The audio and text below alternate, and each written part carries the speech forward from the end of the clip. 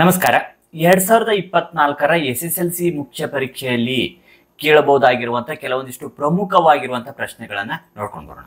ವಿಷಯ ಸಮಾಜ ವಿಜ್ಞಾನಕ್ಕೆ ಸಂಬಂಧಿಸಿದಂತೆ ಈ ವರ್ಷದ ಪರೀಕ್ಷೆಯಲ್ಲಿ ಕೇಳಬಹುದಾಗಿರುವಂತಹ 1 ಅಂಕಕ್ಕೆ ಸಂಬಂಧಿಸಿರುವಂತಹ ಕೆಲವೊಂದಿಷ್ಟು ಪ್ರಮುಖ ಪ್ರಶ್ನೆಗಳನ್ನ ಪಾರ್ಟ್ 3 ವಿಡಿಯೋದಲ್ಲಿ ಇವತ್ತು ನೋಡ್ಕೊಂಡು ಬರೋಣ.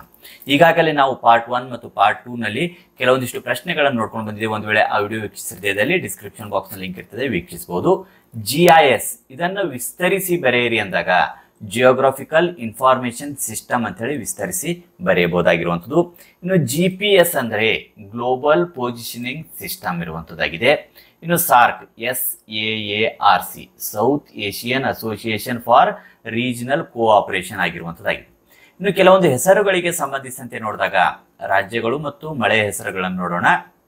ಪಶ್ಚಿಮ ಬಂಗಾಳ ಇಲ್ಲಿ ಕಾಲ ಬೈಸಾಖಿ ಅಂತ ಹೇಳಿ ಕರೆಯುವಂಥದ್ದು. ಇನ್ನು ಉತ್ತರ ಪ್ರದೇಶದಲ್ಲಿ ಮಳೆಯ ಹೆಸರು ಆಂಡೀಸ್ ಅಂತ ಹೇಳಿ ಕರೆಯುವಂಥದ್ದಾಗಿದೆ. ಕರ್ನಾಟಕದಲ್ಲಿ ಕಾಫಿ ತುಂತುರು ಅಂತ ಹೇಳಿ ಕರೆಯುವಂಥದ್ದು. ಇನ್ನು ಕೇರಳದಲ್ಲಿ ಮಾವಿನ ಕೊಯ್ಲು ಅಂತ ಹೇಳಿ ಕರೆಯುವಂಥದ್ದಾಗಿದೆ.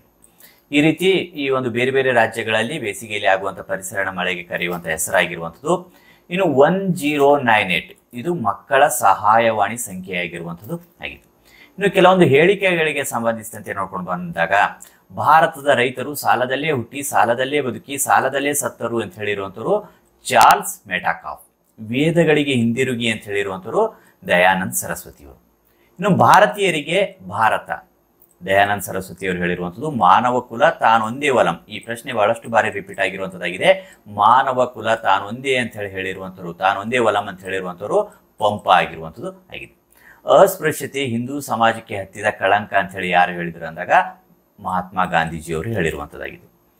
ಭಾರತದ ನೈಜ ಅಭಿವೃದ್ಧಿ ಎಂದರೆ ಅದು ಗ್ರಾಮಗಳ ಅಭಿವೃದ್ಧಿ ಅಂತ ಹೇಳಿರುವಂಥವ್ರು ಮಹಾತ್ಮ ಗಾಂಧೀಜಿಯವರು. ಇನ್ನು ಕೆಲವೊಂದಿಷ್ಟು ಪ್ರಮುಖವಾಗಿರುವಂತಹ ಎಂದರೇನು ಪ್ರಶ್ನೆಗಳಂತ ಹೇಳಿ ನೋಡ್ಕೊಂಡು ಬರೋಣ. ಕೋಮುವಾದ ಎಂದರೇನು ಅಂತ ಹೇಳಿದಾಗ ಧರ್ಮದ ಆಧಾರದಲ್ಲಿ ಸಮಾಜದ ವಿಭಜನೆ ಹಾಗೂ ಪರಸ್ಪರ ವಿರುದ್ಧ ಹಿತಾಸಕ್ತಿ ಬೆಳೆಸಿಕೊಳ್ಳುವುದನ್ನ ಕೋಮುವಾದ ಅಂತ ಹೇಳಿ ಕರೆಯುವಂಥದ್ದು. ಇನ್ನು ಪ್ರಾದೇಶಿಕವಾದ ಎಂದರೇನು ಅಂತ ಹೇಳಿ ನೋಡಿದಾಗ ತನ್ನ ಪ್ರದೇಶದ ಬಗ್ಗೆ ಇರುವ ಅತಿಯಾದ ಅಭಿಮಾನವನ್ನ ಪ್ರಾದೇಶಿಕವಾದ ಎನ್ನುವರು.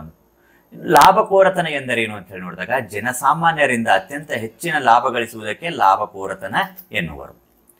ಇನ್ನು ಗೋಬೆಲ್ಸ್ ಎಂದರೇನು ಅಂತ ಹೇಳಿ ನೋಡಿದಾಗ ಜನಾಂಗೀಯ ದ್ವೇಷವನ್ನು ಪ್ರಸಾರ ಮಾಡಲು ನೇಮಕವಾದ ಮಂತ್ರಿಗಳನ್ನು ಗೋಬೆಲ್ಸ್ ಎನ್ನುವರು. ದುಡಿಮೆ ಎಂದರೇನು ಅಂತ ಹೇಳಿ ನೋಡಿದಾಗ ಹಣ ಅಥವಾ ವಸ್ತು ರೂಪದ ಪ್ರತಿಫಲಕ್ಕಾಗಿ ದುಡಿಯುವುದೇ ದುಡಿಮೆ ಆಗಿರುವಂಥದ್ದು. ಇನ್ನು ವಿಶೇಷ ಪರಿಣತಿ ಎಂದರೇನು ಅಂತ ಹೇಳಿ ನೋಡಿದಾಗ ಯಾವುದಾದರೂ ನಿರ್ದಿಷ್ಟ ಕ್ಷೇತ್ರದಲ್ಲಿ ಆಳವಾದ ಪರಿಣಿತಿ ಅಥವಾ ಕೌಶಲ್ಯ ಪಡೆಯುವುದು ವಿಶೇಷ ಪರಿಣತಿ.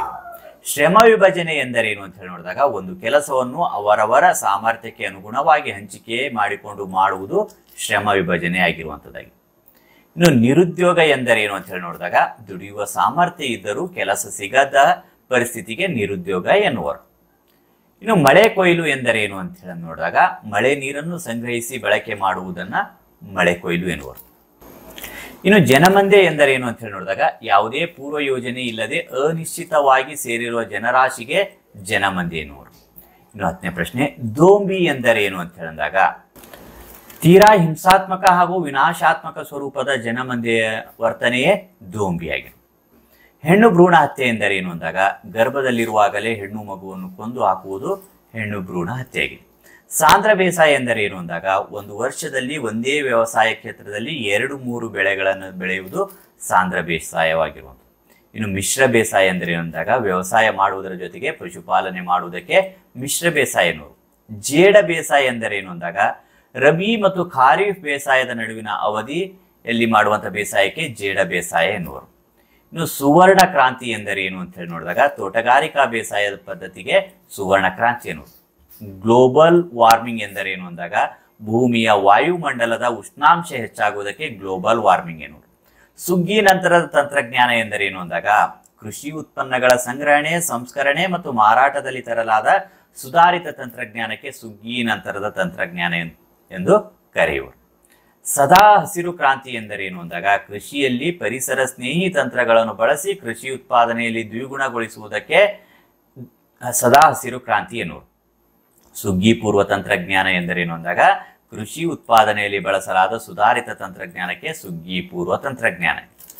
ಇನ್ನು ಟೆಲಿಶಾಪಿಂಗ್ ಎಂದರೇನು ಅಂದಾಗ ಮನೆಯಲ್ಲೇ ಕುಳಿತು ವಸ್ತುಗಳನ್ನು ತರಿಸಿಕೊಳ್ಳುವುದು ಟೆಲಿಶಾಪಿಂಗ್ ಆಗಿರುವಂಥದ್ದು. ಹೋಲೋಕಾಸ್ಟ್ ಎಂದರೇನು ಅಂದಾಗ ಸಾಮೂಹಿಕ ಕಗ್ಗೊಲೆಗಳನ್ನು ಹೋಲೋಕಾಸ್ಟ್ ಅಂತೇಳಿ ಕರೆಯುವಂಥದ್ದು. ಇನ್ನು ಕೆಲವೊಂದಿಷ್ಟು ಅನ್ವಯಕ್ಕೆ ಸಂಬಂಧಿಸಿರುವಂತಹ ಪ್ರಶ್ನೆಗಳನ್ನು ನೋಡೋಣ. ಡಚ್ಚರು ತಮ್ಮನ್ನು ಸಾಂಬಾರು ದ್ವೀಪಗಳಿಗೆ ಸೀಮಿತಗೊಳಿಸಿಕೊಂಡರು ಏಕೆ ಅಂದಾಗ ಇಂಗ್ಲಿಷರು ಮತ್ತು ಫ್ರೆಂಚರ ಪೈಪೋಟಿ ಎದುರಿಸಲಾಗದೆ ಡಚ್ಚರು ತಮ್ಮನ್ನು ಸಾಂಬಾರು ದ್ವೀಪಗಳಿಗೆ ಸೀಮಿತಗೊಳಿಸಿಕೊಂಡರು.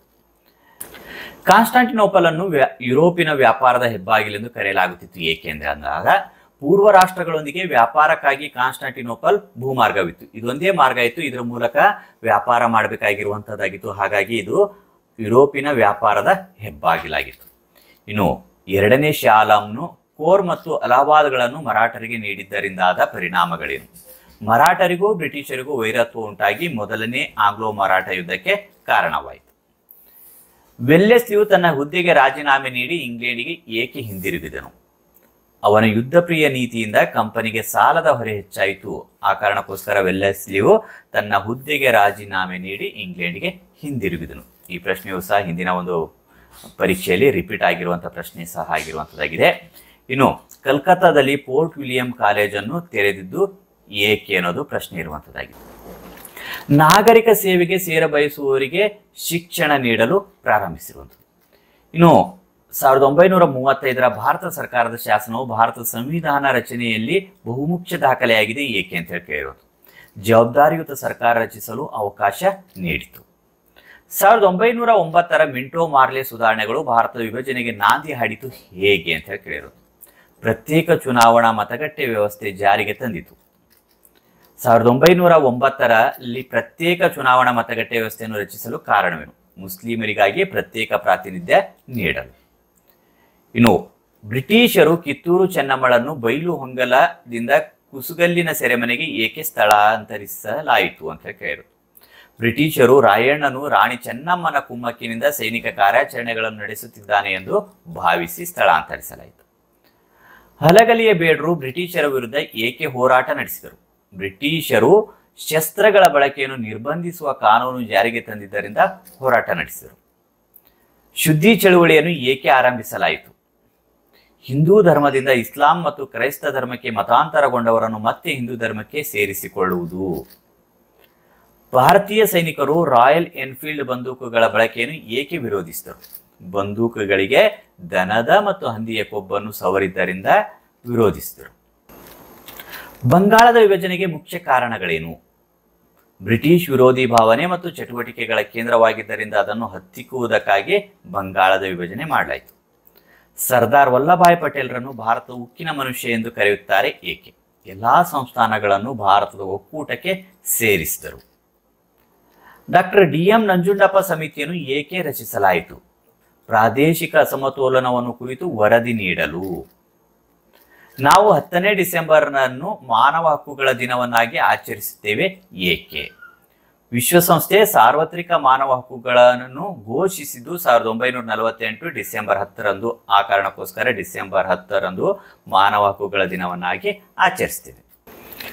ಕೈಗಾ ಅಣುಸ್ಥಾವರ ವಿರೋಧಿ ಚಳುವಳಿಯನ್ನು ಏಕೆ ನಡೆಸಲಾಯಿತು? ಅರಣ್ಯ ನಾಶ ಮತ್ತು ಪರಿಸರ ಮಾಲಿನ್ಯದಿಂದ ಜೀವ ಪ್ರಭೇದಗಳ ಮೇಲೆ ಹೆಚ್ಚು ಹಾನಿಯಾಗುತ್ತಿದ್ದರಿಂದ ನಡೆಸಲಾಯಿತು. ಬೇಸಿಗೆ ಕಾಲದಲ್ಲಿ ಉತ್ತರ ಭಾರತದ ಉಷ್ಣಾಂಶ ಹೆಚ್ಚಾಗಿರಲು ಕಾರಣವೇನು? ಸೂರ್ಯನ ಕಿರಣಗಳು ಉತ್ತರ ಗೋಳಾರ್ಧದಲ್ಲಿ ನೇರವಾಗಿ ಬೀಳುವುದರಿಂದ. ಉಷ್ಣವಲಯದ ಎಲೆ ಉದುರಿಸುವ ಕಾಡುಗಳನ್ನು ಮಾನ್ಸೂನ್ ಕಾಡುಗಳು ಎಂದು ಕರೆಯುವರು ಏಕೆ? ಈ ಅರಣ್ಯದ ಮರಗಳು ವಸಂತ ಋತು ಮತ್ತು ಬೇಸಿಗೆಯ ಆರಂಭದಲ್ಲಿ ತಮ್ಮ ಎಲೆಗಳನ್ನು ಉದುರಿಸುತ್ತವೆ. ಭಾರತ ಪಶ್ಚಿಮ ಕರಾವಳಿ ತೀರದಲ್ಲಿ ಕಡಲ ಕೊರೆತವು ಹೆಚ್ಚಾಗಿರುತ್ತದೆ ಏಕೆ? ನೈಋತ್ಯ ಮಾನ್ಸೂನ್ ಮಾರುತಗಳು ಬೀಸುವುದರಿಂದ. ತೀರದುದ್ದಕ್ಕೂ ನಾವು ಏಕೆ ಮರಗಳನ್ನು ಬೆಳೆಸಬೇಕು? ಕಡಲ ಕೊರೆತವನ್ನು ತಡೆಗಟ್ಟಲು ತೀರದುದ್ದಕ್ಕೂ ಮರಗಳನ್ನು ಬೆಳೆಸಬೇಕು. 1993ರಲ್ಲಿ ಸಂವಿಧಾನದ 73ನೇ ತಿದ್ದುಪಡಿ ಕಾಯ್ದೆಯನ್ನು ಏಕೆ ಜಾರಿಗೊಳಿಸಲಾಯಿತು? ದೇಶಾದ್ಯಂತ ಏಕರೂಪ ಪಂಚಾಯತ್ ರಾಜ್ ಸಂಸ್ಥೆಗಳನ್ನು ಅಸ್ತಿತ್ವಕ್ಕೆ ತಂದಿತು. ಭಾರತ ರಿಸರ್ವ್ ಬ್ಯಾಂಕ್ ಅನ್ನು ಬ್ಯಾಂಕುಗಳ ತಾಯಿ ಎಂದು ಏಕೆ ಕರೆಯುತ್ತಾರೆ? ಬ್ಯಾಂಕುಗಳ ತಾಯಿ ಅಂತ ಹೇಳಿ ಇದು ಕರೆಯುವಂಥದ್ದು ಏಕೆ ಎಂದಾಗ ಭಾರತದಲ್ಲಿ ಎಲ್ಲ ಬ್ಯಾಂಕುಗಳ ಚಟುವಟಿಕೆಗಳನ್ನು ಇದು ನಿಯಂತ್ರಿಸುವುದರಿಂದ. ಇನ್ನು ವಿಶ್ವ ಗ್ರಾಹಕ ಆಂದೋಲನದ ಚರಿತ್ರೆಯಲ್ಲಿ ಮಾರ್ಚ್ 15, 1962 ಏಕೆ ಒಂದು ಮಹತ್ವದ ದಿನವಾಗಿದೆ? ಅಮೆರಿಕದ ಅಧ್ಯಕ್ಷರಾದ ಜಾನ್ ಎಫ್ ಕೆನಡಿ ರವರು ಅಲ್ಲಿನ ನಾಗರಿಕರಿಗೆ 4 ಹಕ್ಕುಗಳನ್ನು ಕೊಟ್ಟಿದ್ದರಿಂದ ಇದೊಂದು ಮಹತ್ವದ ದಿನವಾಗಿದೆ. ಇವಿಷ್ಟು ಪ್ರಮುಖವಾಗಿರುವಂತಹ ಪ್ರಶ್ನೆಗಳನ್ನು ನಾವಿಲ್ಲಿ ನೋಡ್ಕೊಂಡು ಬಂದಿರುವಂತದ್ದಾಗಿದೆ. ಈ ವಿಡಿಯೋ ನಿಮಗೆ ಇಷ್ಟ ಆದಲ್ಲಿ ಲೈಕ್ ಮಾಡಿ ಹಾಗೂ ನಿಮ್ಮ ಸ್ನೇಹಿತರಿಗೂ ಸಹ ಶೇರ್ ಮಾಡಿ. ಇನ್ನು SSLC ಪರೀಕ್ಷಾ ಸಿದ್ಧತೆಗೆ ಸಂಬಂಧಿಸಿದಂತೆ ಹಿಂದಿನ ವರ್ಷದ ಪ್ರಶ್ನೆ ಪತ್ರಿಕೆಗಳು, ಅವುಗಳನ್ನು ಉತ್ತರಿಸಿರುವಂತಹ ಮಾದರಿ ಉತ್ತರದ ವಿಡಿಯೋಗಳು ಹಾಗೂ ಇನ್ನಿತರ ಅಂಶಗಳಿಗೆ ಸಂಬಂಧಿಸಿರುವಂತಹ ವಿಡಿಯೋಗಳು ವೀಕ್ಷಿಸಬೇಕೆಂದಲ್ಲಿ ಡಿಸ್ಕ್ರಿಪ್ಷನ್ ಬಾಕ್ಸ್ ನಲ್ಲಿ ಲಿಂಕ್ ಇರ್ತದೆ. ಅವುಗಳನ್ನು ವೀಕ್ಷಿಸಿ ಪರೀಕ್ಷೆಗೆ ಉತ್ತಮ ರೀತಿಯಲ್ಲಿ ನೀವು ಸಿದ್ಧತೆ ಮಾಡಿಕೊಳ್ಳಬಹುದು. ಮತ್ತೆ ಮುಂದಿನ ಭಾಗದಲ್ಲಿ ಭೇಟಿಯಾಗೋಣ. ಧನ್ಯವಾದಗಳು.